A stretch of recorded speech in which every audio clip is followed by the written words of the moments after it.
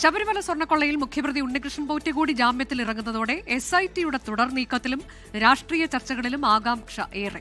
ഉണ്ണികൃഷ്ണൻ പോറ്റിയെ കേന്ദ്രീകരിച്ച് enforcement directorate നടത്തുന്ന അന്വേഷണം രാഷ്ട്രീയ കേന്ദ്രങ്ങളുടെ നെഞ്ചിടിപ്പേറ്റുന്നതാണ്. മുരാരി ബാബു, ഡി സുധീഷ് കുമാർ, ശ്രീകുമാർ, ഒടുവിൽ ഉണ്ണികൃഷ്ണൻ പോറ്റി.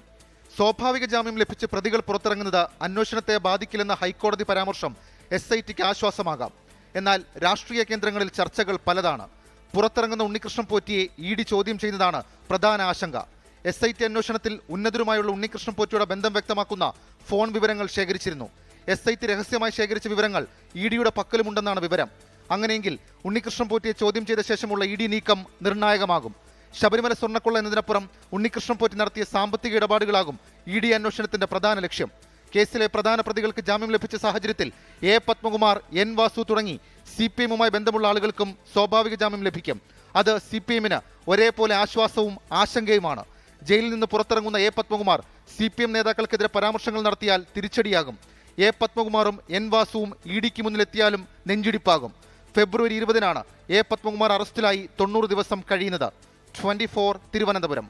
ലോകത്തെവിടെയായാലും ഏത് സമയത്തും 24 വാർത്തകളും ഓഗ്മെന്റഡ് റിയാലിറ്റി പാക്കേജുകളും എക്സ്പ്ലെയിനറുകളും വിശദമായി കാണാൻ ഞങ്ങളുടെ YouTube ചാനൽ നിങ്ങൾക്ക് സബ്സ്ക്രൈബ് ചെയ്യാം.